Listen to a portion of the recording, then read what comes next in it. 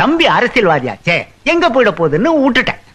தம்பி, மாச வாடகை 2000 ரூபாய், 5 மாசத்துக்கு 10,000 ரூபாய் அட்வான்ஸ்.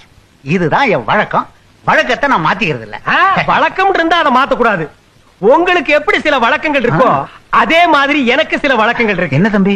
நான் இதுவரைக்கும் யாருக்கும் அட்வான்ஸ் கொடுத்ததே இல்ல. வாடகை கூட நான் இஷ்டப்பட்டா கொடுப்பேன், அதுவும் வீட்டுக்காரர் நடந்துக்கிற முறையை பொறுத்து.